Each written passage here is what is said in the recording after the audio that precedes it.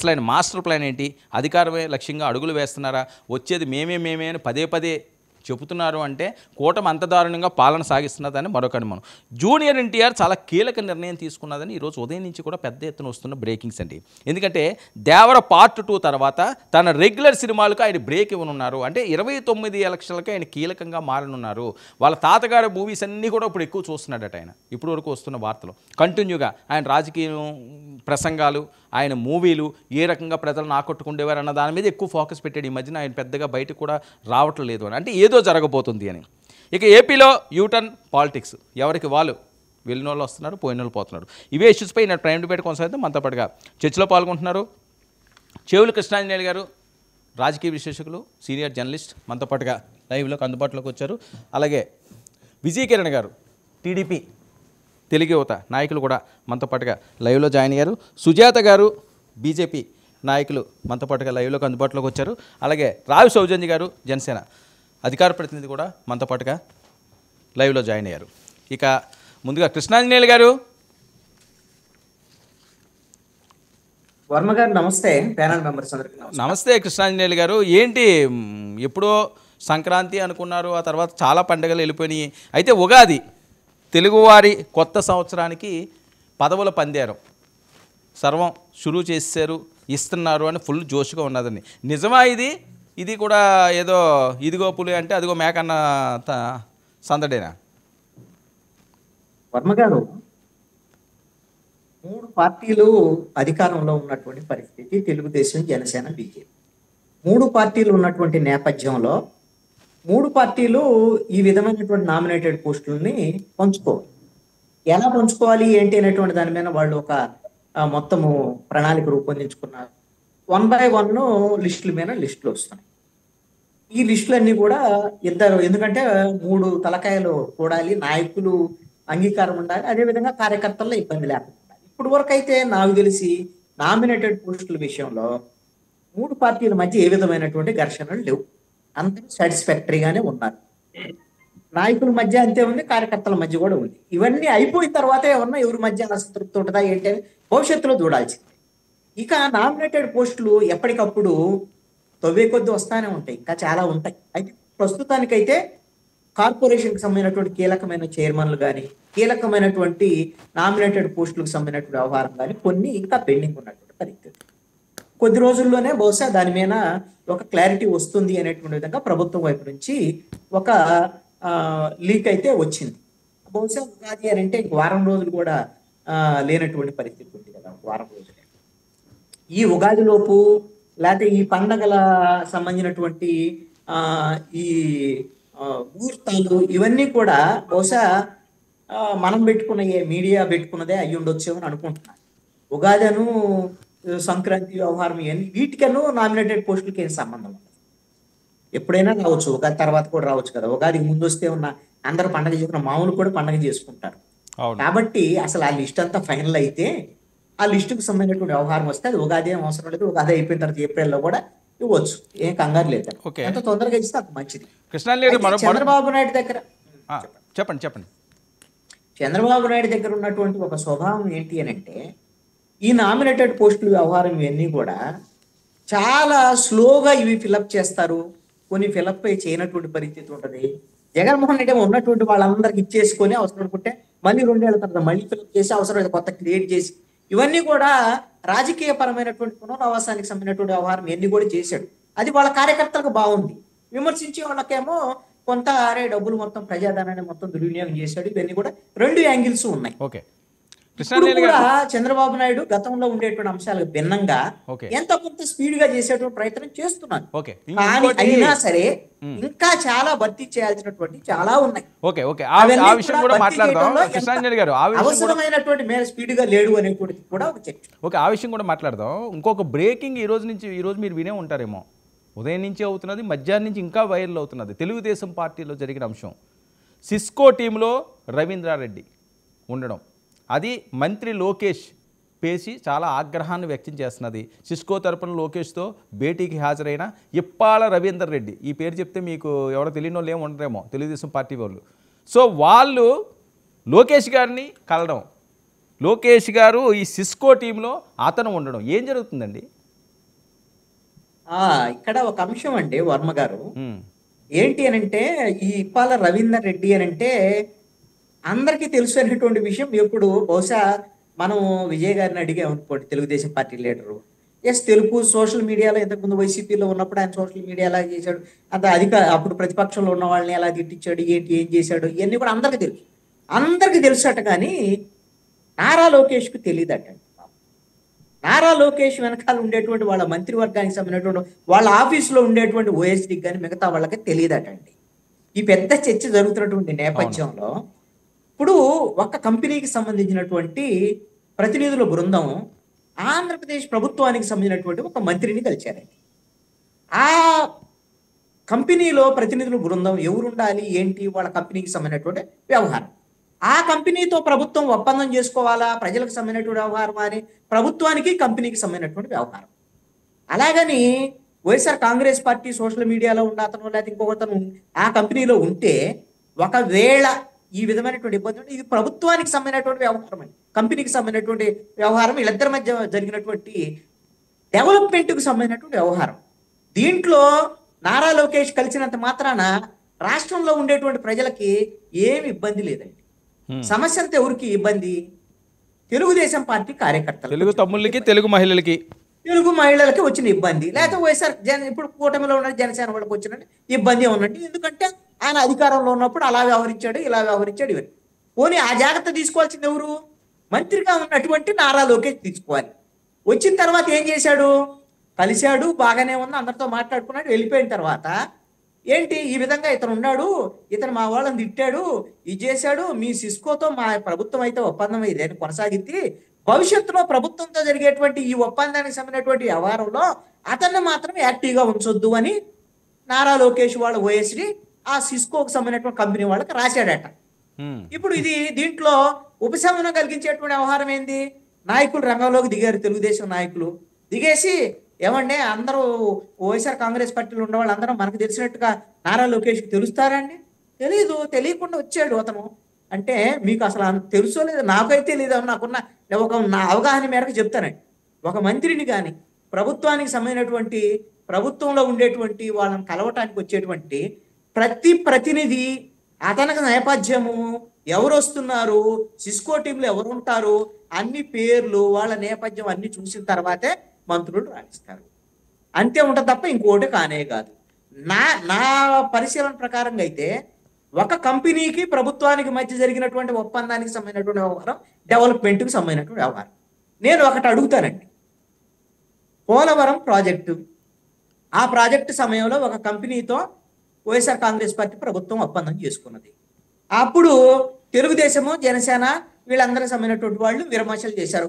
ఆ కంపెనీ అవినీతికి పాల్పడింది, జగన్మోహన్ రెడ్డి అవినీతికి పాల్పడ్డాడు, ఆ కంపెనీని కొనసాగించడానికి వీల్లేదు, ఇవన్నీ కూడా చెప్పారు.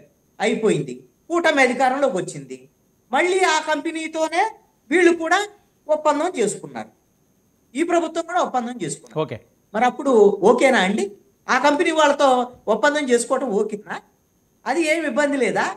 ఆదాని దగ్గర నుంచి జగన్మోహన్ రెడ్డి డబ్బులు దొబ్బేశాడు, 1740 కోట్లని అల్లరాళ్ళ చేసి పెట్టారు, దాని మీద కేసులు వేశారు, గందరగోళం చేశారు. మళ్ళీ ఆదాని వచ్చాడు, ఆ విధమైనటువంటి ఒప్పందాన్ని రద్దు చేసుకోలేదు ఈ కూటమి ప్రభుత్వం, ఆదానితో అదనపు ఒప్పందాలు చేసుకున్నారు. మరి ఇప్పుడు ఆదానితో ఓకేనండి? మరి ఇప్పాల రవీందర్ రెడ్డితో మాత్రం మనకు ఓకే కదా కార్యకర్తలు చెబుతారు. కార్యకర్తలు చెప్పారు కాబట్టి కార్యకర్తల్ని పిచ్చోళ్ళని చేయడానికి, వాళ్ళకి చెవుల్లో క్యాలిఫ్లవర్లు పూట పెట్టడానికి అదిగో మా ఓఎస్డీ లేఖ రాశాడు. మీ ఆ తమ్ముళ్ళు, మీ అన్నలు, మీకు సంబంధించినట్టు మీ వ్యవహారంతో రాష్ట్ర ప్రజలకి అంటే ఇప్పుడు తెలుగుదేశం కార్యకర్తలకు అనుగుణంగా పాలన చేస్తారా? రాష్ట్రానికి సంబంధించినటువంటి డెవలప్మెంట్కి సంబంధించినటువంటి పాలన చేస్తారా? కరప్షన్ ఉన్న వాళ్ళతో వాళ్ళ ఒప్పందాలు జరిగినప్పుడు ఎవ్వరూ మాట్లాడరు వీళ్ళు. ఇప్పుడు మాత్రము ఇప్పాల రవీందర్ రెడ్డి వచ్చి ఆయన కంపెనీ సొంత కంపెనీయా, నేనేమో అతనితో ఎందుకు ఒప్పందం చేసుకున్నాను, ఎందుకని అట్లా మీరు వద్దనుకుంటే ఒప్పందం చేసుకోవద్దు. ఇప్పుడు వైఎస్ఆర్ కాంగ్రెస్ పార్టీ ప్రభుత్వంలో ఉండేటువంటి ఆ సమయంలో పెట్టుబడులు పెట్టినటువంటి వాళ్ళు ఎవరైతే ఉన్నారో, ఇప్పుడు పెట్టుబడులు పెట్టడానికి వచ్చే కంపెనీలతో మీరు వైసీపీ ప్రభుత్వంలో మీకు ఒక్క పాయింట్ చెప్పి నేను ముగిస్తాను. షిరిడి సాయి అనేటువంటి ఎలక్ట్రికల్ కి సంబంధించినటువంటి కంపెనీ అంటే వాళ్ళు వైఎస్ఆర్ కాంగ్రెస్ పార్టీ ఉన్నప్పుడు ఎలక్ట్రికల్ సంబంధించిన మొత్తం ఇవన్నీ. ఇప్పుడు ఈ ప్రభుత్వంలో వచ్చిన తర్వాత మళ్ళీ అదే దాన్ని కొనసాగించారు. దాని మీద గందరగోళం అయ్యి ఈనాడులో వార్తలు వచ్చిన తర్వాత, ఆంధ్రజ్యోతిలో వార్తలు వచ్చిన తర్వాత వాటిని మేము ఆపేసాం అని చెప్పారు. వాళ్ళకి డబ్బులు ఇవ్వటం కూడా ఆపేశారు. వాస్తవంగా తెలుగుదేశం పార్టీకి పార్టీ ఫండ్ ఇచ్చినటువంటి వాళ్ళలో అతి పెద్ద అది ఎక్కువ డబ్బులు ఇచ్చినటువంటి ఆ కంపెనీ. అంటే మీ పార్టీ ఫండ్ తీసుకోవాలి, మీరు అన్నీ చేసుకోవాలి అని చేయాలి. వైసీపీకి సంబంధించినటువంటి వ్యవహారం వచ్చినప్పుడు మాత్రం ఈ విధంగా ఇదంతా కూడా ఇది ధోరణి అంతా కూడా తెలుగుదేశం పార్టీకి సంబంధించినటువంటి పరిపాలనకు సంబంధించినటువంటి వ్యవహారమా, ఇది ప్రభుత్వానికి సంబంధించినటువంటి వ్యవహారమా ఏంటి అనేటువంటిది ఒక గందరగోళ స్థితిలో ఈ రోజున తెలుగుదేశం పార్టీ ఉంది. తెలుగుదేశం పార్టీ అనేటువంటి అధికారంలో ఉన్నటువంటి పార్టీ మాత్రమే. పార్టీ డైరెక్షన్ లో పార్టీ కార్యకర్తలు మేము బ్యాక్ డ్రైవ్ సీటింగ్ చేస్తాం, మీరు నారా లోకేష్ మేము చెప్పినట్టు వినాలి, చంద్రబాబు నాయుడు మేము చెప్పినట్టు వినాలంటే మీ పార్టీకి సంబంధించినటువంటి మీ వ్యవహారాల్లో చూసుకోవటమే తప్ప ప్రభుత్వాన్ని కూడా డ్రైవ్ చేస్తాం మంచి విషయం ఏంటి? మరి మిగతా కరప్షన్ విషయాలు ఎందుకు మాట్లాడట్లా? Okay Vijay sir, good evening అండి. ఏంటి ఏం జరుగుతుంది? అన్నీ కృష్ణాంజలి గారు చెప్పారు, సమాధానాలు మీరే చెప్పాలా సార్? ఇప్పుడు ఈ శతకోటి దరిద్రాలకి కేంద్ర బిందువు 19 నుంచి 24 పరిపాలనే, ఇంకా దాంట్లో అనుమానమే లేదు. ఎందుకంటే గతంలో ఏ ప్రభుత్వం మారిన తర్వాత కూడా ఎవరు కూడా ఇంత సూక్ష్మంగా ప్రతి విషయాన్ని కూడా క్యాడర్ మనోభావాలు దెబ్బతినే పరిస్థితి గతంలో ఎప్పుడూ లేదు. ఇప్పుడే ఎందుకు ఇలా జరుగుతా ఉందంటే ఈ గత 5 సంవత్సరాల పరిపాలనలో ప్రతి ఒక్కడు కూడా ఉచ్చం నీచం వదిలేసి ఎట్లా అంటే అట్లా మాట్లాడి అనేక మంది బోరుగడ్డల్ని శ్రీరెడ్డిల్ని పెంచి పోషించి ఇవాళ రాజకీయాలు అంటేనే చేదరించుకునేటువంటి పరిస్థితిలోకి వచ్చారంటే దానికి కారణం గతం చేసినటువంటి 5 సంవత్సరాలు చేసినటువంటి ఇప్పాల రవీందర్ రెడ్డి కథ ఏంటి సార్? ఒక్కటి నేను చెప్తానండి. అతను సిస్కో కంపెనీ ప్రతినిధిగా వచ్చాడు. ఆ వచ్చిన అతను ఇండివిజువల్ గా రాలేదు. ఇది ప్రభుత్వానికి. ఇప్పుడు లోకేష్ గారు మొన్ననే ఒక మాట చెప్పారు, రాజకీయాలు ఎన్నికలతో అయిపోయినాయి, ఇప్పుడు రాజకీయాలు చూడాల్సిన సమయం కాదు, పరిపాలన మీద దృష్టి పెట్టాలా, ప్రజల్ని రాష్ట్రాన్ని అభివృద్ధి చేయటమే ప్రధానమైనటువంటి లక్ష్యం అని చెప్పారు. అయితే ఇటువంటి వ్యక్తులు, ఉన్మాదంగా ప్రవర్తించే వ్యక్తులు అటువంటి పేరున్నటువంటి కంపెనీల రిప్రజెంటేటివ్ గా రావటం వల్ల దానివల్ల కార్యకర్తలు చాలా మనోభావాలు దెబ్బతిన్నాయి. అది ప్రభుత్వం మీద రిఫ్లెక్ట్ చూడాలనేటువంటిది కాదు. అతను ఇటువంటి వాడు అనేటువంటిది మమ్మల్ని ఈ రకంగా తిట్టేటువంటిది కార్యకర్తల యొక్క బాధ. ఆ బాధను వెలుబుచ్చారు.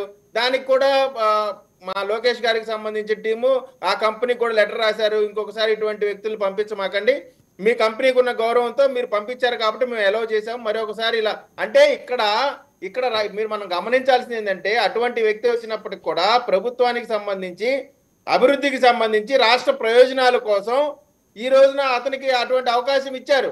ఇచ్చిన తర్వాత మళ్ళీ వాళ్ళకి చెప్పారు ఇంకొకసారి అటువంటి చేయొద్దని చెప్పి. అంటే మీరు ఇక్కడ ఆలోచించాల్సిందంటే ఇటు కార్యకర్తలకి జరిగినటువంటి విషయం పైన వారిని సాటిస్ఫై చేశారు, అదేవిధంగా ఆంధ్ర రాష్ట్ర అభివృద్ధికి సంబంధించి ఏదైతే అవసరమో దాన్ని సంబంధించి కూడా కంప్లై చేశారు. కాబట్టి ఇక్కడ మనం ఏ విధంగా గతంలో ప్రవర్తించామో దాని తాలూకు రిఫ్లెక్షన్స్ మాత్రమే తప్ప దీంట్లో అంత పెద్దగా చిలువల పలవలుగా చూడాల్సినంత మ్యాటర్ అయితే ఏం లేదనేటువంటిది నా అభిప్రాయం. నామినేటెడ్ పదవులట ఉగాదికి వస్తున్నాయా? జనసేనకి హై ప్రయారిటీ అట్ నిజమా? మీ వాళ్ళే చాలా మంది ఉన్నట్టున్నారు సార్. కృష్ణన్న చెప్పారు ఉగాదే కాదు, ఉగాది ముందు ఉంటది, వెనక ఉంటది, ఉగాది రోజు ఉంటది, ఎప్పుడైనా ఉంటాయి నామినేటెడ్ పోస్ట్ అనేది.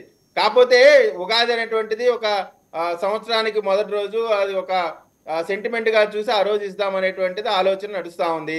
ఖచ్చితంగా అందరికి కూడా ప్రయారిటీ ఉగాదికి ముందు ఉంటుంది, ఉగాది ఉంటుంది, ఉగాది తర్వాత ఉంటుంది, తర్వాత వర్షాకాలం వస్తుంది, తర్వాత శీతాకాలం వస్తుంది, తెలియదా ఏంటి ఎవరికి? అదే సార్, ఎప్పుడైనా ఇవ్వచ్చు, కానీ ఉగాది రోజున కొంత మెజారిటీ కార్పొరేషన్స్ చైర్మన్స్ ఏఎంసీలు ఇవన్నీ ఇద్దామనేటువంటి ఆలోచనలో ఉమ్మడి ప్రభుత్వం ఉంది. దాంట్లో కూడా పవన్ కళ్యాణ్ గారి పార్టీకి సంబంధించిన రేషియో ప్రకారం వాళ్ళ క్యాడర్ కూడా ఎక్కడ ఇబ్బంది పడకుండా వారికి ఇవ్వాల్సినటువంటి ఇస్తారు. అదేవిధంగా 3 పార్టీలకు సంబంధించి ఇక్కడ నేను అడిగేది ఏంటంటే, ఇందాక బీజేపీ ప్రతినిధి అన్నారు ఉన్నట్లేరు. సో బీజేపీకి సంబంధించి కేంద్రంలో కూడా అనేకమైనటువంటి నామినేటెడ్ పోస్టులు ఉంటాయి. వాటిని కూడా ఇటు జనసేనకి ఇటు తెలుగుదేశం కూడా ఇస్తే బాగుంటది, ఎక్కువ మందిని అకామిడేట్ చేసినట్టు అయ్యే అవకాశం ఉంటది అనేటువంటిది నా తాలూకా అభిప్రాయం. రెండోది, ఇప్పుడు స్టార్టింగ్ రిమార్క్స్ ఆ మాట అడగాల్సింది చంద్రబాబు నాయుడు పవన్ కళ్యాణ్ సార్.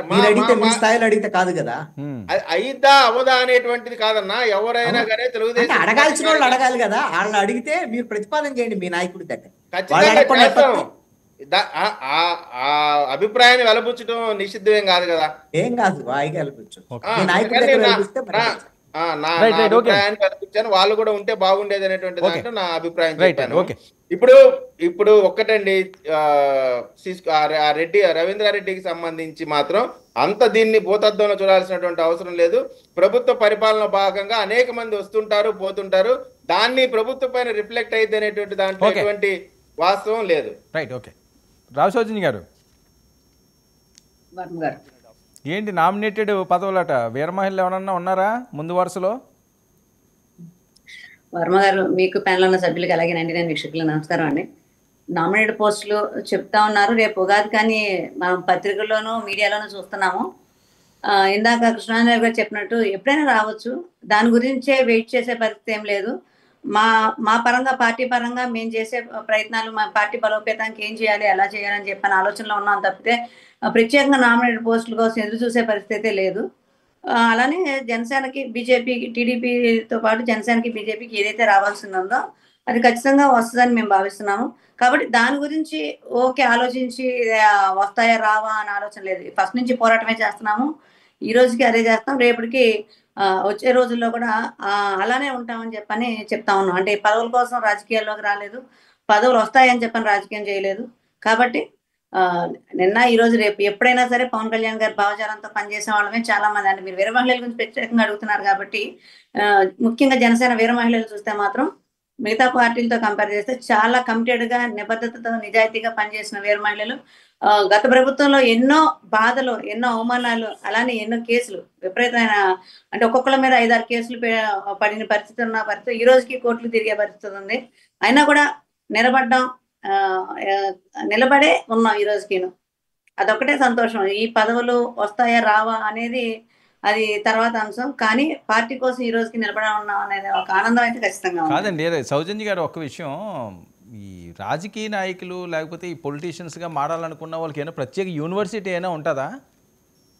ఎందుకంటున్నారు? అన్నది ఇప్పటి వరకు కూడా మీకు అధికారం రావాలనుకున్నారు, ఒక సామాన్యమైన దగ్గర నుంచి ఒక ఉన్నత పదవిలో లేకపోతే ఉన్నతమైన శాఖలు రావాలనో లేకపోతే ఒక లీడర్గా ఎదగాలన్నది ఆశగా ఉన్నారు. ఇప్పుడు తీరా అధికారం వచ్చిన తర్వాత మేమేమో అధికారం కోసం రాలేదు, మేము జెండాలు ఆ రోజు మోసాము, ఈ రోజు మోసాము, ఆ విధంగానే మేము ముందుకు సాగుతాం, మేము దాని మీద ఆశలు లేవు అంటారు. అవునండి, ఖచ్చితంగా అధికారం మీద ఆశలే. మన పని మనం నిజాయితీగా చేసుకెళ్తే పదవులు ఆటోమేటిక్గా అయ్యే వస్తూ ఉంటాయి. అధ్యక్షుల వారి ఆలోచన విధానం అదే, అధ్యక్షుల వారిని ఆచరిస్తాం కాబట్టి మా ఆలోచన విధానం కూడా అదే. పదవుల కోసం ఏ రోజు పరిగెత్తాలని కాదు, మన పని మనం నిజాయితీగా చేసుకొని వెళ్తే ఖచ్చితంగా పదవులు మన వెనకాల వస్తాయని చెప్పని ఫస్ట్ నుంచి అధ్యక్షుల వారు చెప్పిన మాటే అది. అదే మేము ఫాలో అవుతా ఈ రోజుకి కష్టపడతానే వస్తున్నాము. ఖచ్చితంగా పార్టీ ఏదైతే పర్సంటేజ్ ఉందో దాంట్లో సీనియారిటీ అవ్వచ్చు, లేదంటే పోరాటం చేసిన పరిస్థితి అవ్వచ్చు, 5 సంవత్సరాల్లో ఈ వైఎస్ఆర్సీపీ ప్రభుత్వాన్ని ఎదుర్కొన్న పరిస్థితులు అవ్వచ్చు, ఇవన్నీ పరిగణలో తీసుకుంటారు. ఇవన్నీ తీసుకొని ఖచ్చితంగా పార్టీ చేయాల్సింది చేస్తారు. దాంట్లో అసలు ఎక్కడా కూడా అంటే మనకు అన్యాయం జరుగుద్దా, న్యాయం జరిగిద్దా, ఇవన్నీ ఆలోచన లేదండి. కేవలం మనం నిబద్ధతగా ఉండాలి, అధ్యక్షుల వారి ఆలోచన విధానానికి, అధ్యక్షుల వారి భావజాలానికి కట్టుబడి ఉండాలనేది మాత్రమే జనసేన వీర మహిళ, ముఖ్యంగా జనసేన వీర మహిళలకు ఉంటుంది. బోరుగడ్డ జైల్లో లేడట, తెలిసిందా? అదే మీరు ఇందాక చాలా బ్రీఫ్ ఇచ్చారు, పొద్దున్న పేపర్లో చూసాము. హైకోర్టు చాలా సీరియస్ అయ్యిందని చెప్పని, కోర్టు ధిక్కారం కేసులు పెట్టిందని చెప్పని, అలానే వాటికి వివరణ ఇవ్వాలని, ప్రాథమిక విచారణ తాలూకా అవన్నీ ఇవ్వాలని చెప్పని పొద్దున్న పేపర్లో చూడటం జరిగింది. తర్వాత ఇప్పుడు మీరు ఇచ్చిన బ్రీఫ్ విన్నప్పుడు వాళ్ళు ఎవరైతే వాళ్ళు చేసుకుంటారో వాళ్ళ కర్మకు వాళ్ళే బాధ్యులు అన్నట్టు, అంటే ఉన్నదానికన్నా ఎక్కువ చేస్తే చాలా ఇబ్బందులు ఫేస్ చేయాలి. అంటే ఆల్రెడీ ఉన్న కేసులకు కాకుండా ఈ కోర్టు ధిక్కరణ కేసు కూడా ఒకటి యాడ్ అయ్యి ఇంకా హైకోర్టు సీరియస్ అవ్విన దాని మీద ఈ రోజు బోరుగడ్డ అనిల్ ఎక్కడా తప్పించుకోలేని విధంగా తనకు తానే ఉన్నట్లకి ప్లస్ ఈ కొత్త ఆటలు కూడా మీద వేసుకున్న పరిస్థితిలో శిక్షించబడతాడు. మేము కూడా అందరూ కోరుకున్నది అదే, మేము అందరూ ఎదురు చూస్తున్నా కూడా అదే. ఎప్పటికెప్పుడు బోరుగడ్డ అనిల్ ఇంకా మీరు కొంచెం వీడియోలు వేసి చూపిస్తున్నారు కానీ పాత వీడియోలా కనిపిస్తున్నాయి, కానీ ఇంకా పనిష్బుల్ అవుతాడు. ఎందుకంటే తను తీసిన గోతులో తనే పడతాడు అన్నట్టు ఈ ఎవరైతే సలహాలు ఇస్తున్నారో అతనికి, మరి ఆ సలహాలు ఇచ్చేవాళ్ళే తనని ఇంకా తీవ్రమైన శిక్షకి అర్హులు చేసేటట్టుగా చూస్తున్నారా ఏంటో అన్నట్టు అనిపిస్తుంది. కాబట్టి మాకు కావాల్సింది కూడా అదే. ఓకే, సుజాత గారు నమస్తే అండి. వర్మ గారు, ఏంటి వాళ్ళు ఉగాది సంబరాలు చేసుకుంటున్నారట, పదవుల పందేరాలట, మరి జగన్మోహన్ రెడ్డి గారు జనంలోకి వెళ్ళే ప్లాన్లో ఉన్నారట. ఏ రకంగా ముందుకు సాగుతారు, ఎలా వెళ్తారు? ఒక 10 మంది కలుస్తుంటే 20 మంది పోతున్నారట పార్టీ నుంచి. చాలా ఊహించిన కష్టం కాదా వైసీపీకి? వర్మ గారు నమస్తే అండి. మీరు ప్యానెల్ కి పరిచయం చేసేటప్పుడు నన్ను బీజేపీ ప్రతినిధిగా చెప్పారు, బట్ అది కాదు, తప్పని చెప్తున్నాను. ఓకే సారీ జరిగి ఉంటుంది. సారీ. సో వైసీపీ పార్టీలో ఉండడం అక్కడ మా నేమ్ కరెక్ట్ గా పడుతుందా? ఓకే, నేమ్ కరెక్ట్ గానే ఉందిలేండి. కాదండి, మీరు బీజేపీలో మిమ్మల్ని చేర్చడానికి ఏమన్నా వర్మ గారు ప్లాన్ చేశారు? సారీ సుజాత గారు. నో ప్రాబ్లం, మిస్టేక్స్ అవుతూ ఉంటాయి. సో మీరు బోరుగడ్డ అనిల్ గారి గురించి మాట్లాడేటువంటి విషయంలో అతని గురించి వైఎస్ఆర్సీపీ పార్టీ ఏ రోజు కూడా మా పార్టీకి సంబంధించినటువంటి మనిషిగా అతన్ని ఎప్పుడూ ఓన్ చేసుకోలేదు.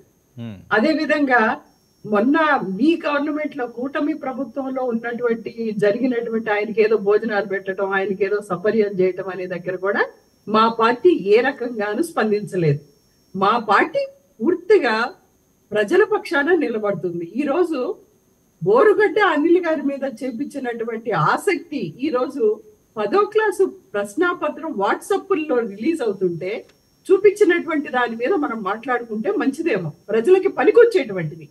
బోరుగడ్డ అనిల్ అనేటువంటి వ్యక్తి ఒక 10 ఓట్లు వేయించలేడు ఏ పార్టీకి కూడా, ఏ పార్టీకి కూడా, అది వైఎస్ఆర్సీపీకి కానీ లేకపోతే ఇది కూటమిలో ఉన్నటువంటి 3 పార్టీలకు కానీ ఏ పార్టీకి కూడా 10 మంది తోటి ఓట్లు వేయించలేడు.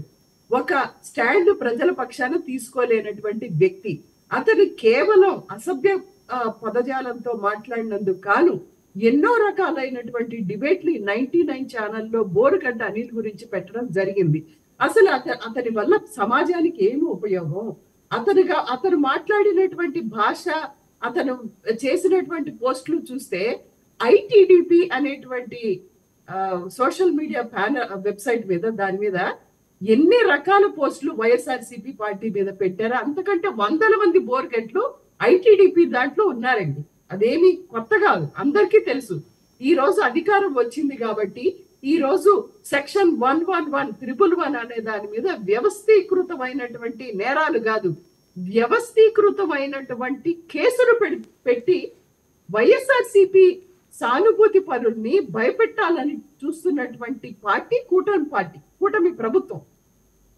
కృష్ణాంజనేయుడు గారు చెప్పినట్లుగా ఇది ఒక పేపర్ బోట్ లాంటి పార్టీ. పేపర్ని నమ్ముకొని, అదే విధంగా టీవీలను నమ్ముకొని ఈ రోజు ప్రభుత్వాన్ని నడుపుతుంది. ఈ రోజు 10వ తరగతి ప్రశ్నాపత్రం వాట్సాప్ గ్రూపుల్లో సర్క్యులేట్ అవుతుంటే మాట్లాడేటువంటి పరిస్థితి లేదు ఈ రోజు. మరి విద్యాశాఖ మంత్రిగా ఉన్నటువంటి లోకేష్ గారు దానికి ఇంతవరకు సమాధానం చెప్పలేదు. అదే జగన్మోహన్ రెడ్డి గారి పరిపాలనలో జరిగి ఉంటే ఈ పాటికి పేపర్లు, టీవీలు మొత్తం మోగిపోయాయి. మరి ప్రజల భవిష్యత్తుగా, పిల్లల భవిష్యత్తు పట్టదా విద్యాశాఖ మంత్రి గారికి? ఈ రోజు 10వ తరగతి ప్రశ్నాపత్రం రిలీజ్ అవుతుంది వాట్సాప్ లో. మరి ఏం చేస్తున్నారు విద్యాశాఖ మంత్రి గారు? నిన్నటి వరకు జగన్మోహన్ రెడ్డి గారిని ఎన్ని రకాలుగా చంద్రబాబు నాయుడు గారు సైకో అని తిట్టారు. నిన్నటి వరకు పవన్ కళ్యాణ్ గారు ఎన్ని రకాలుగా అధికారంలో ఉన్న మంత్రుల్ని చెప్పులు చూపించి బెదిరించారు. మీరేమన్నా శుద్ధపూసలా? మీ మీద ఆ రోజు వ్యవస్థీకృతమైనటువంటి నేరాలు, కేసులు పెట్టకపోవడం జగన్మోహన్ రెడ్డి గారు చేసిన తప్పు. ఆ రోజు మీ మీద పెట్టకపోవటం, చెప్పులు చూపించినటువంటి ఒక నాయకుడి మీద పెట్టకపోవటం జగన్మోహన్ రెడ్డి గారు చేసినటువంటి తప్పు. ఈ రోజు వ్యవస్థీకృతమైనటువంటి కేసులు మీరు సోషల్ మీడియాలో ఉన్నటువంటి యాక్టివిస్టులు, వైఎస్ఆర్సీపీ సానుభూతి పనులను పెడుతున్నటువంటి కేసులు ఏవైతే ఉన్నాయో ఆ రోజు ఐటీడీపీలో ఉన్నటువంటి టీడీపీ కార్యకర్తల మీద కానీ, ఇటు జనసేన కార్యకర్తల మీద కానీ పెట్టకపోవడం జగన్మోహన్ రెడ్డి గారు చేసినటువంటి తప్పు. ఈ రోజు ఒకే కేసులు తీసుకొని ఆంధ్రప్రదేశ్ లో అన్ని రకాల పోలీస్ స్టేషన్లలో అదే కేసు రిజిస్టర్ చేసి, ఒక కేసులో బెయిల్ రాగానే ఇంకో కేసులో మళ్ళీ అరెస్ట్ చేసి వ్యవస్థీకృతమైనటువంటి కేసులు పెట్టి హైకోర్టు తోటి చీవాట్లు తింటున్నటువంటిది కూటమి ప్రభుత్వం. ఈ రోజు ఈ రకమైనటువంటి పరిపాలనే ముందుకు సాగుతుంటే ఈ రోజు ప్రజలు తిరగబడుతున్నారు. నిన్న తునిలో చూసాము ప్రజలు ఏ రకంగా తిరగబడ్డారు అనేటువంటి చూసాము. ఆయన ఫోటోలు తీస్తున్నాడు, స్క్రీన్ షాట్లు తీస్తున్నాడు. మరి పోలీస్ కేసు పెట్టాలని ఏమన్నా టీడీపీ ప్రతినిధి ఏమన్నా ఉన్నారేమో. పరిపాలన చెయ్యండి అంటేనేమో జగన్మోహన్ రెడ్డి గారు పరిపాలన చేశారు కాబట్టి గడిచినటువంటి మాకు సంబంధం లేదన్నారు కదా, మాకు సంబంధం లేదు. అది ఏ ఛానల్? దిగిపోండి మీరు, అది ఏ మీరు అధికారం నుంచి దిగిపోండి. మీరు అది ఏ ఛానల్ చెప్పండి? అయితే పరిపాలన చెప్పండి. 2019 నుంచి మీకు సంబంధం లేదన్నారు కదా. జగన్మోహన్ రెడ్డి గారు చేసినటువంటి పరిపాలన మీరు ఆదర్శంగా తీసుకుంటే ఓకే. దిగిపోండి. మీరు చేత కాకపోతే కాలమే ఆగిపోదు కదా. అంటే మీ జగన్మోహన్ రెడ్డి గారి పరిపాలన చెత్త పరిపాలన మీరు ఒప్పుకుంటున్నారా? జగన్మోహన్ రెడ్డి గారి పరిపాలన చెత్త పరిపాలన. ఓకే విజయ్ ఒక్క నిమిషం, మీరు మాట్లాడుతున్నారు మాట్లాడలేదు కదా, అర్థం కాదు. కుమార్తో పోల్చినటువంటి చంద్రబాబు నాయుడు గారు ఓకే ఈ రోజు గంజాయి పట్టుబడుతుంటే మరి ఎందుకు యాక్షన్ తీసుకోవచ్చు? సుజాత గారు, అసలైన సుజాత గారు, ఎవరు చంద్రబాబు నాయుడు గారు కాదా? సుజాత గారు ఒక్క నిమిషం, అసలైన ప్యాప్లో ఎస్కోబార్ ఎవరు ఇప్పుడు చంద్రబాబు నాయుడు గారు? ఓకే ఒక్క నిమిషం అండి. సుజాత గారు జగన్మోహన్ రెడ్డి గారు ప్యాపులో వేసుకోవాలంటానికి అనేకమైనటువంటి ఆధారాలు ఉన్నాయి. ఈడీ కేసులున్నాయి, బాబాయ్ నరికి చంపినటువంటి కేసులున్నాయి, సొంత బాబాయ్ నరికి చంపిన కేసులున్నాయి, తల్లిని కూడా కోర్టుకు లాగినటువంటి కేసులున్నాయి, సొంత చెల్లిని నీ సైకో టీమ్ తో ఇష్టం వచ్చినట్టు క్యారెక్టర్ అసాసినేట్ చేసి ఇష్టం వచ్చినటువంటి మాట్లాడేటువంటి పరిస్థితులు ఉన్నాయి. అన్ని రకాలైనటువంటి అర్హతలు కలిగిన నాయకుడు మీ నాయకుడు ప్యాబ్లో వేసుకోబారని చంద్రబాబు నాయుడు గారిని అనేటువంటి కనీసమైన అర్హత కూడా నీకు లేదు. ఆయన పేరు ఉచ్చరించడానికి కూడా నీకు అర్హత లేదు. ఓకే వెయిట్ ఒక నిమిషం విజయ్, ఒక నిమిషం. మేము శుద్ధ పూసలే, మా నాయకుడు శుద్ధ పూసే, మా చంద్రబాబు నాయుడు గారు శుద్ధ పూసే, మీ నాయకుడు దొంగ, విజయ్ ఒక్క నిమిషం, క్రాస్ టాక్ వద్దు. ఆవిడ మాట్లాడలేదు కదా, మీరు మాట్లాడలేదు. మాట్లాడే మాట కాదు సార్, ఆయన ఇష్టం వచ్చి మాట్లాడుతూ ఉంటే అగౌరవంగా అశుద్ధంగా నేను ఒక మాట మాట్లాడిన జగన్మోహన్ రెడ్డి గారి గురించి ఇష్టం వచ్చినట్టు మాట్లాడుతూ ఉంటే చేతులు కట్టుకొని కూర్చోడానికి మేము ఉంటాం కదా. తెలుగుదేశం పార్టీ రిప్రజెంట్ చేస్తున్నాం, మా పార్టీ నాయకుడు ఆమె ఇష్టం వచ్చినట్టు పిచ్చి కుప్ప వాగినట్టు వాగుతుంటే మేము కామ్గా ఎట్లా కూర్చుంటాం? ఏమికి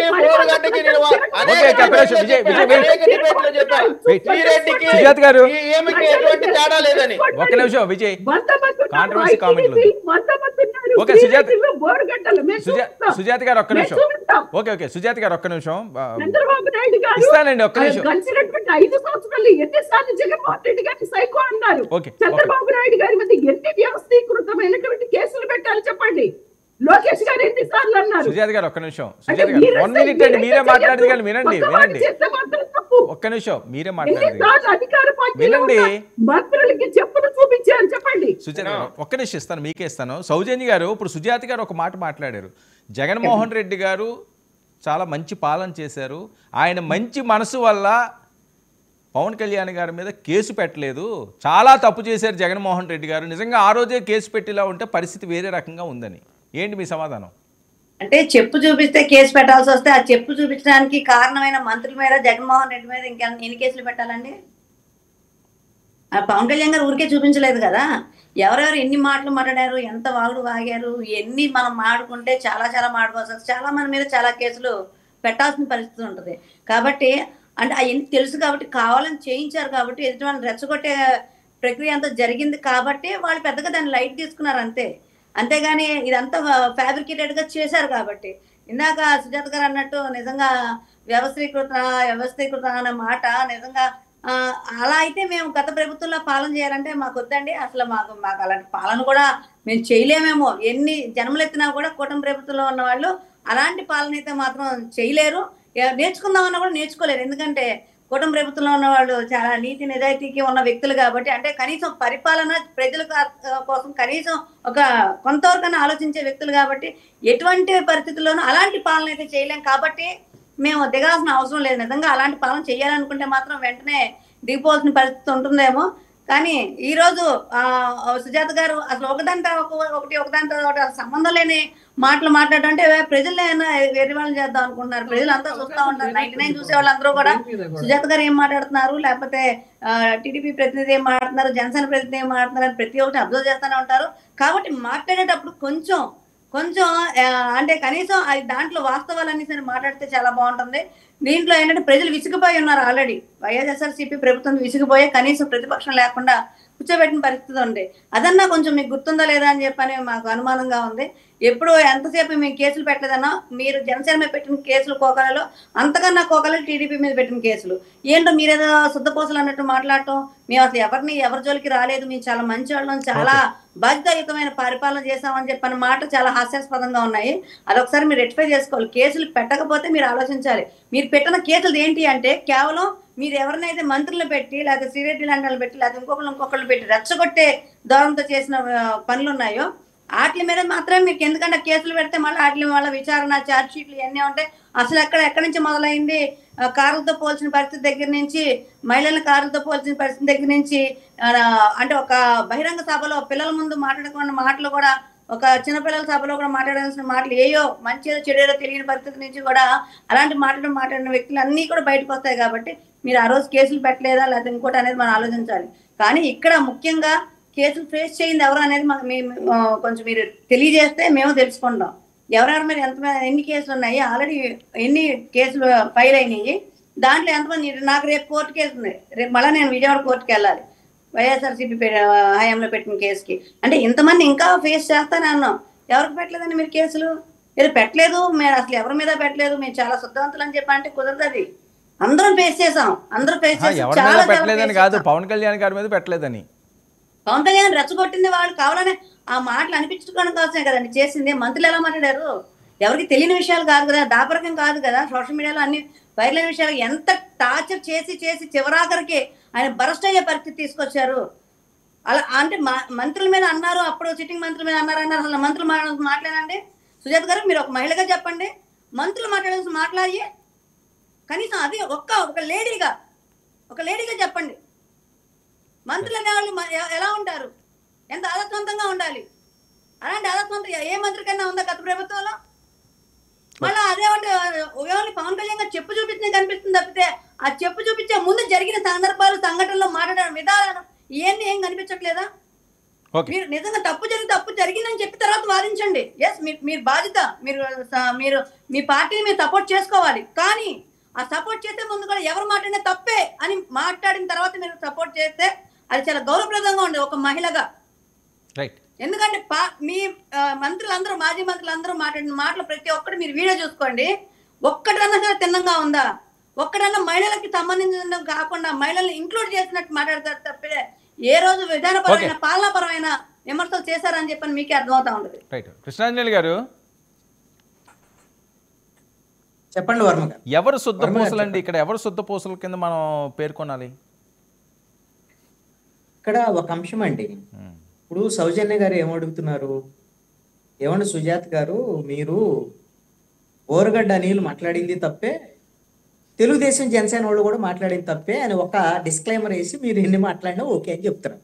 అది ఒక చిన్న పాయింట్ మాత్రం. ఆవిడ ఏమడుగుతున్నారు, ఇప్పుడు ఓరగడ్డ అనిల్ని ఎవడని సపోర్ట్ చేస్తారా? ఎప్పుడు సపోర్ట్ చేయరు. నోటర్ల వాళ్ళే కాదు, నాకు తెలిసి అయితే డిబేట్లో ఉన్న సుజాత్ గారు కూడా సపోర్ట్ చేయరు, ఎప్పుడు సపోర్ట్ చేయలేదు కూడా. వైఎస్ఆర్ కాంగ్రెస్ పార్టీ సపోర్ట్ చేసిన వాళ్ళు ఎలా మాట్లాడాడు ఇవన్నీ మనం డిబేట్ చేసాం. అసలు ఆ రోజున బోరుగడ్డ అనిల్ అనేటువంటి వ్యక్తి ఒక అరాచకవాది కింద చెప్పుకున్నటువంటి అతను ఆ విధంగా మాట్లాడాడు అని అంటే ఒకటే కారణం, ఆ రోజున ప్రభుత్వంలో ఉండేటువంటి పెద్దలందరూ, నేను చాలా డిబేట్లో చెప్పాను, అప్పుడు ముఖ్యమంత్రి జగన్మోహన్ రెడ్డికి తెలియకుండా ఆ విధంగా బోరుగడ్డ అనిల్ మాట్లాడే అవకాశమే లేదు. ఎవరో సజ్జల రామకృష్ణారెడ్డి చెబితేనో, సజ్జల భార్గవ రెడ్డి చెబితే ఇవన్నీ కాదండి. ముఖ్యమంత్రి ఆ విధమైనటువంటి లీనియన్స్ ఇచ్చారు కాబట్టి అట్ట మాట్లాడు. ఇందాక అందుకనే సౌజన్య గారు లేవనెత్తిన అంశం ఏంది, అప్పుడు ముఖ్యమంత్రి అందరికీ శాఖలు పంచాడు, ఎవరు తిట్టాలి అనేటువంటి శాఖలు. ఇప్పుడు ఆ ముఖ్యమంత్రి పాలన అది కాబట్టి ఏం చేశారు, ప్రజలు అయ్యా నీవు ఈ విధమైనటువంటి అప్రజాస్వామికమైన చర్యల్ని మేము మిమ్మల్ని తిరస్కరిస్తున్నాం అని 151 నుంచి 175కి వెళ్ళాలి అని కోరుకున్న వాళ్ళకి మధ్యలో 5 తీసేసి 11 మిగిల్చారు. అయితే ఇప్పుడు 9 నెలలు 10 నెలల కాలంలో అందుకు భిన్నమైనటువంటి పాలన కావాలి అనేటువంటిది ప్రజలు కోరుకునేటువంటి అంశం. ఇప్పుడు సోషల్ మీడియాలో జరిగేటువంటి చర్చలు, సోషల్ మీడియాలో ఇప్పుడు వైఎస్ఆర్ కాంగ్రెస్ పార్టీ మీద జరిగేటువంటి తిట్లు, ఇవన్నీ వ్యవహారాలు, ఇవన్నిటి మీద చాలా మంది వైఎస్ఆర్ కాంగ్రెస్ పార్టీ వాళ్ళు కంప్లైంట్ చేశారు. మీరు కంప్లైంట్లు ఇవ్వండి అని రావు సౌజన్య గారు అంటారు, ఇప్పుడు విజయ్ గారు కూడా అంటారు. కంప్లైంట్లు ఇస్తే దిక్కేం లేదు. ఎందుకంటే వైసీపీ ప్రభుత్వం ఉన్నప్పుడు వైసీపీకి వ్యతిరేకంగా ఎవడు కంప్లైంట్ చేసినా పోలీసులు తీసుకోరు. ఒకవేళ కంప్లైంట్ చేసిన ఉంటే కావాలంటే లోపలేసి ఆ బాధితుడే నిందితుడి కింద చూశారు. ఇప్పుడు కూడా అంతేనండి. ఇప్పుడేం తెలుగుదేశం, జనసేన, బీజేపీ కూటమికి వ్యతిరేకంగా ఇదిగో ఇలా తిట్టారు ఇలా ఆధారంటే కేసు నమోదు చేసేవాళ్ళు ఎవరు లేరు, పోలీసులు లేరు. ఎందుకంటే వన్ సైడ్గా చేయాలి. ఏంటి వీళ్ళ డిమాండ్? తెలుగుదేశం వాళ్ళు లేకపోతే జనసేన వీళ్ళ డిమాండ్ ఏంటి? అదిగో ఆ పోలీస్ ఆఫీసరు, ఇదిగో ఈ ఐఏఎస్ ఆఫీసరు ఆ ప్రభుత్వంలో ఇలా చేశాడు, ఈ ప్రభుత్వంలో. ఇప్పుడు వాళ్ళు ఏ ప్రభుత్వంలో ఉన్నా వాళ్ళే ఉంటారు. వాళ్ళు ఎలా పనిచేస్తున్నారు అనేది ముఖ్యం తప్ప వాళ్ళు వద్దు వీళ్ళు వద్దు అనేటువంటి దాని మీద ఇదేంటి డిమాండ్. నేను ఇందాక ఒక అంశాన్ని లేవనెత్తాను. ఇప్పుడు ఇప్పల రవీందర్ రెడ్డికి సంబంధించినటువంటి అంశం వచ్చింది. ఇప్పుడు వాళ్ళందరూ సోషల్ మీడియాలో నాకు తెలిసి తెలుగుదేశం పార్టీ కార్యకర్తలు, సోషల్ మీడియా తమ్ముళ్ళు వీళ్ళందరూ కూడా టీడీపీ తమ్ముళ్ళు చంద్రబాబు నాయుడిని, నారా లోకేష్ తిట్టారు. అసలు ఏమీ లేదు అంటున్నాడు కదండి విజయ్. వేరే వాడు కూడా తిట్టాడు. విజయ్ అసలు ఏమీ లేదు, అది అసలు ఏమీ లేని దాన్ని క్రియేట్ చేస్తానంటున్నాడు. ఏమీ లేకపోవటం వీడియోలు కూడా ఉన్నాయి, కానీ ఆయన ఆల్రెడీ వచ్చాడు. దానికి సరిదిద్దుకునేటువంటి ప్రయత్నం ఏం చేశారు? ఆయన అందరితో కలిసి వచ్చాడు, ఇలా వచ్చాడు, ఆయన సరిదిద్దుకునే ప్రయత్నం చేశారు.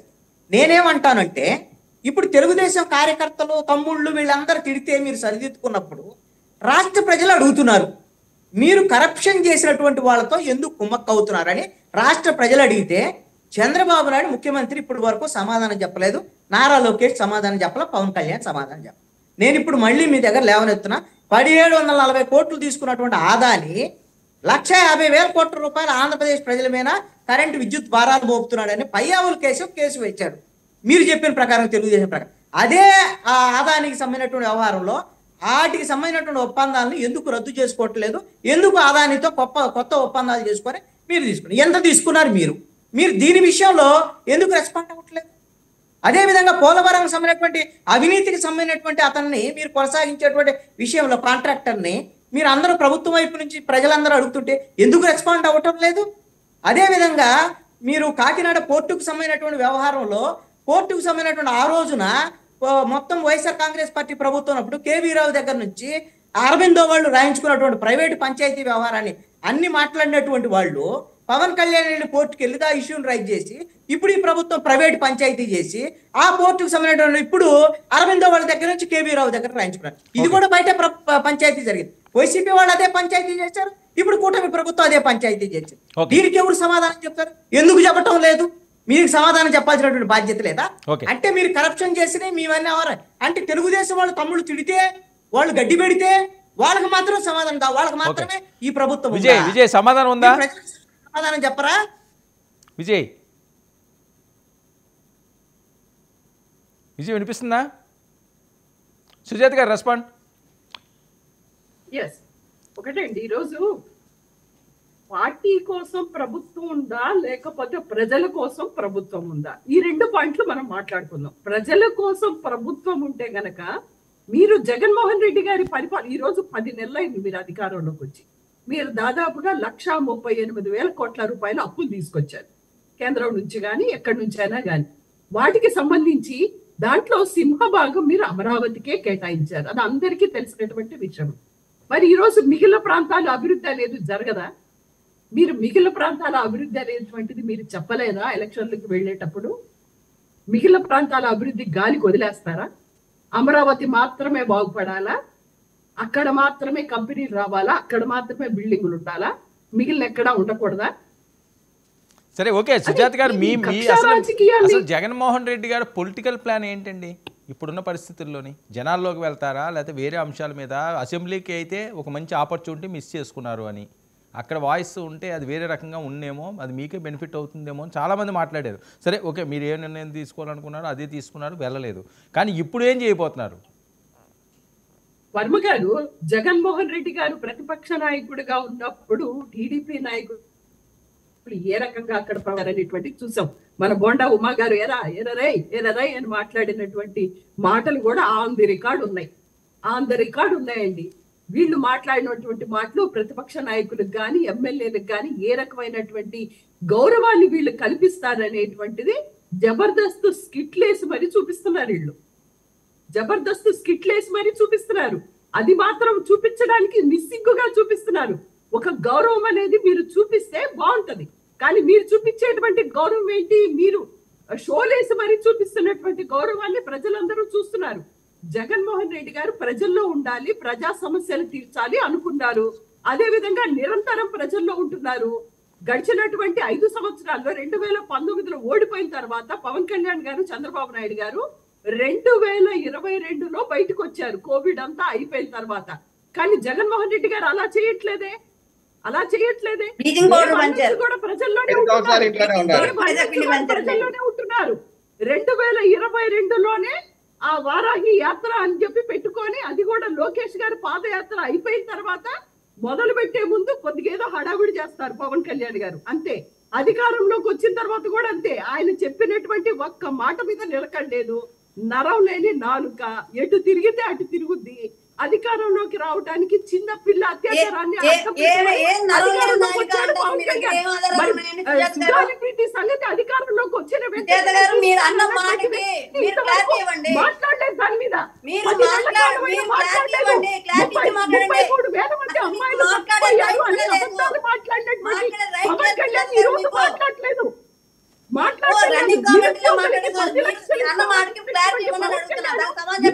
మాట్లాడలేదు.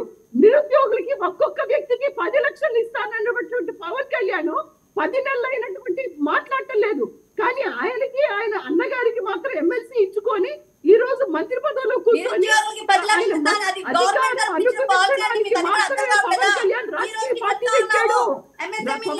రాజకీయ పార్టీ అధికారం అనుభవించడానికి, ప్రజలకు మంచి చేయడానికి కాదు, అధికారం అడ్డం పెట్టుకొని అధికారం అనుభవించాలని 10 నెలల కాలంలో స్పెషల్ ఫ్లైట్ కొనుక్కున్నాడు. 10 నెలల కాలంలో అందరికీ ఎమ్మెల్సీ ఇచ్చుకున్నాడు. రేపు మంత్రి పదవి తెచ్చుకుంటున్నాడు. కేవలం అతని బాగు కోసమే జనసేన పార్టీని పవన్ కళ్యాణ్ గారు పెట్టారు. ప్రజలకు ఇచ్చినటువంటి ఒక్క హామీని కూడా పెట్టలేదు. ఓకే, ఒక్క నిమిషం సుజాత గారు ఒక్క నిమిషం. సుజాత గారు మీరే మాట్లాడుతుంది కానీ కీలకమైన పాయింట్ మీరు మాట్లాడారు. మీకు ఇస్తానండి, మీకే ఇస్తారు. ఒక్క నిమిషం చాలా కీలక. వినండి సుజాత గారు ఒక్క నిమిషం. సౌజన్య గారు ఒక్క నిమిషం, నేను ఇస్తానండి. సుజాత గారు మీరు ఒక కీలకమైన ఆరోపణ చేశారు, అది నిజమా కాదో? పవన్ కళ్యాణ్ గారు 10 నెలల్లో ఫ్లైట్ కొన్నారట. సౌజన్య గారు, అది ఆవిడ ఆరోపణ. 10 నెలల కాలంలో ఎన్నిసార్లు స్పెషల్ ఫ్లైట్ వేసుకొని గవర్నమెంట్ సొమ్ముతోటి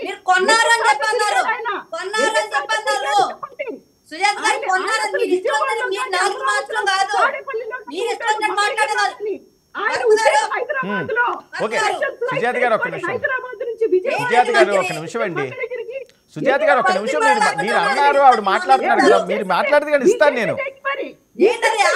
సుజాత గారు ఒక్కసారి ఆవిడ మాట్లాడింది మీరు వినండి, మీరే మాట్లాడేది వినండి.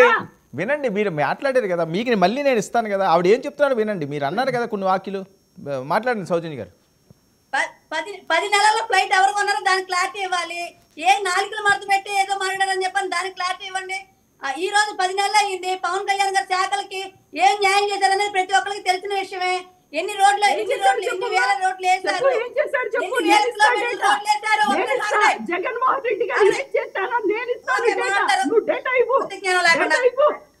చెప్పు, డేటా ఇవ్వు. ఆగండి, మీరు మాట చెప్పినప్పుడు డేటా తీసుకుని రావాల్సింది ఎవరు? మాట్లాడితే ఈ మాట మీ మీద కేసు పెట్టాలి, మీ మీద కేసు పెట్టాలి. పవన్ కళ్యాణ్ అబద్ధం చెప్పడానికి మీ మీద కేసు పెట్టాలి. ఎన్ని కిలోమీటర్లు వేశారు రోడ్లు? అవి కనిపించట్లేదు మీకు? కిలోమీటర్ రోడ్లు ఎన్ని వేల కిలోమీటర్లు రోడ్లు వేశారు? మీ బతుక్కి, మీ వైఎస్ఆర్సీపీ బతుక్కి 5 సంవత్సరాల్లో 1 కిలోమీటర్ రోడ్ వేయడం చేత కాదు. మీరు జనసేన గురించి మాట్లాడుకోవడం లేదు. మీ బతుకులకి ఏ రోజు కనీసం రోడ్ వేయడం చేత కాలేదు, మట్టేయడం చేత కాలేదు. మీరు మాట్లాడేది మీరు సుజాత గారు, మీరు మాట్లాడినప్పుడు ఏదైనా సరే మాట్లాడండి, అంతేగాని ఏదో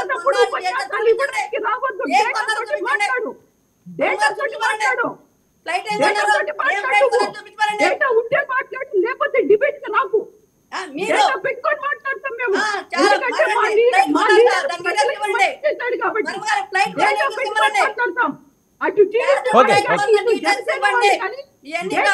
సుజాత గారు సుజాత గారు ఎందుకు ఆ ఫ్లైట్లు కొన్నారు ఇవన్నీ లేనిపోని అనవసరమైన కదండి కామెంట్స్. ఒకటండి, జగన్మోహన్ రెడ్డి గారు ఎన్ని అబద్ధం సరే ఓకే కాదండి ఇప్పుడు అలాగనే చెప్పి మీరు చెప్పండి కాదు అబద్ధాలు జనాల మీద రుద్దడం కాదు. వర్మ గారు. అది చేతకాదు. నోరు పట్టుకోండి. అంతేగాని పిచ్చి పిచ్చి మాటలు మాట్లాడొద్దు. 10 నెలల కాలంలో కొనుక్కున్నాడు. ఏంటి 10 నెలల కాలం? 5 సంవత్సరాల్లో మీరు ఏమి చేయలేకపోయారు? అసలు ఒక్క ఓటు లేకపోయారు. ఏంటి మీరు మాట్లాడేది? మీకు మాట్లాడుతుందా? ఓకే. విజయ్ రెస్పాండ్. దౌర్భాగ్య బతుకు ఏంటంటే ఆ 5 సంవత్సరాల పరిపాలన ఇప్పుడు సుజాత గారే క్లియర్ గా ఒప్పుకున్నారు. ఉన్నాం ఈ రోజు మేము. సుజాత గారే క్లియర్ గా ఒప్పుకున్నారు. గతంలో మా పైన గతంలో జగన్మోహన్ రెడ్డి గారి పైన ఆరోపణలు చేశారు కాబట్టి మేము కూడా గాలి బ్యాచ్ కాబట్టి గాలి మాటలు పోగేసి గాలి మాటలు చెప్తాం అనేటువంటి మాట స్పష్టంగా చెప్తా ఉన్నారు. పవన్ కళ్యాణ్ గారు కానీ లేదు చంద్రబాబు నాయుడు గారు కానీ తన సొంత చెల్లికి ఇవ్వాల్సిన డబ్బులు ఇవ్వకుండా సొంత తల్లిని చెల్లిని కోర్టుకి లాగట్లేదు కదా. సొంత తల్లిని చెల్లిని కోర్టుకి లాగి ఇవ్వాల్సిన డబ్బులు ఇవ్వకుండా ఎక్కట్లేదు కదా. రాజశేఖర రెడ్డి గారు ఇద్దరికని చెప్పినటువంటి ఆ మాటని కాదని కేవలం తన సొంత చెల్లిని కేవలం పాదయాత్రలు చేసుకోవడానికి పార్టీ నిలబెట్టడానికి మాత్రమే ఉపయోగించుకొని వాడుకున్న తర్వాత ద్రోగం పడేయలేదు కదా. సొంత బాబాయిని చెప్పని ఒళ్ళో కూర్చోబెట్టుకునే తిరగట్లేదు కదా. మీలాంటి పనులు మీరు చేయం కదా. కాబట్టి మీరు చెప్పేటువంటి మాటలు దొంగ మాటలు దొంగ మాటలే మాట్లాడతారు. అదే మాట మీరు మాట్లాడుతా ఉన్నారు. న్యాయం చెయ్యలేదు ఆ సంఘటన మీద. మీరు ఆ రోజు అధికారంలో ఉంది, మీరు ఇప్పుడు అధికారంలో ఉంది. మీరు ఎందుకు ఊకనప్పుడు చెయ్యండి, న్యాయం చేయండి. అందుకనే కదా సుప్రీంకోర్టులో మేము దానికి కావాల్సిన ఆధారాలను మేము ప్రవేశపెట్టాం. ఎందుకు తొందరపడతా ఉన్నారు? ముందుంది ముసలి పండుగ.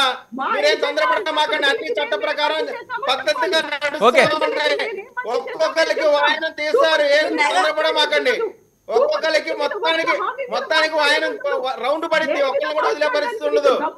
మీరు నేరాలు చేసి ఘోరాలు చేసి హత్యలు చేసి నడి రోడ్డుపై ప్రజల్ని గొంతులు కోసి మీరు పెద్ద శుద్ధ పూసులాగా మాట్లాడుతూ ఉన్నారు. ఇంకా కొంచెం కూడా సిగ్గు లేకుండా.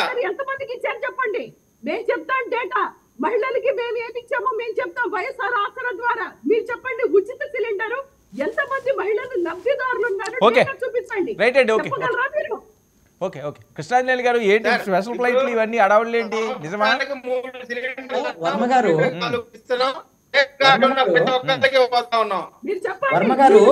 విజయ్ గారు వాయనం పెడతామో అది ఇది అని చెప్తున్నారు కదా. ఇది విజయ్ గారి కోరిక, అదే విధంగా తెలుగుదేశం పార్టీకి సంబంధించిన కార్యకర్తల కోరిక అండి. ఇలానే ఉంది కాదనటం. కానీ ప్రభుత్వం వైపు నుంచి మీరు ఒక్కసారి గమనించండి. ఈ రోజున పార్లమెంట్ లో లోక్సభలో కృష్ణదేవరాయలు తెలుగుదేశం పార్టీ తరఫున ఒక అంశాన్ని లేవనెత్తాడు. ఇక్కడ కుంభకోణం జరిగింది, లిక్కర్ స్కాము. కేంద్ర ప్రభుత్వం అదే ఢిల్లీలో లిక్కర్ స్కామ్ అన్న చాలా పెద్దది. దీని మీద ఈడీ దర్యాప్తు జరపాలి, సిబిఐ దర్యాప్తు జరపాలి. దీనికి 5 నెలల ముందండి మొదటి అసెంబ్లీ సమావేశాలు అప్పుడే చంద్రబాబు నాయుడు మాట్లాడాడండి.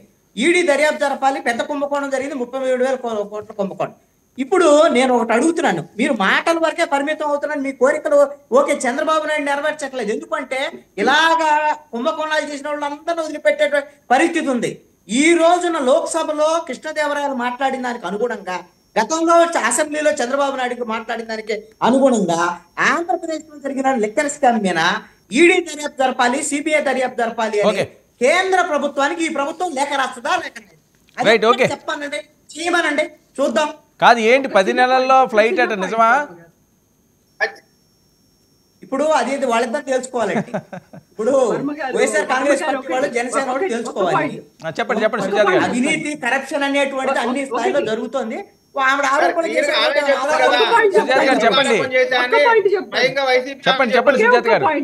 మద్యం విషయంలో, లిక్కర్ విషయంలో ఒకటే చిన్న పాయింట్. గవర్నమెంట్ ద్వారా మద్యం షాపులు నడిపి గవర్నమెంట్ ఆ టైమింగ్స్ గాని వాటి ఆదాయాన్ని గాని గవర్నమెంట్ కంట్రోల్ చేస్తే అవినీతి జరిగిందంటారు. అదే విధంగా ఇప్పుడు మీరు కూటమి ప్రభుత్వం వాళ్ళ పార్టీ నాయకులకి బెల్ట్ షాపులు ఓకేనండి. కాదండి, మీరు క్యాష్ అండ్ క్యారీ ఆన్ చేశారు, వాళ్ళేమో వేరే అంటారు. ఇంక ఆరోపణలన్నీ ఇలా వచ్చేవే. ఓకే సుజాత గారు okay, thank you so much Sujatha గారు. చర్చలో పాల్గొన్నందుకు థ్యాంక్ యూ అండి. రావి సౌజన్య గారు థ్యాంక్ యూ, కృష్ణాంజలి గారు థ్యాంక్ యూ, విజయ్ కిరణ్ గారు. ఇది ఇవాళ ప్రైమ్ డిబేట్. Station 2 9 news.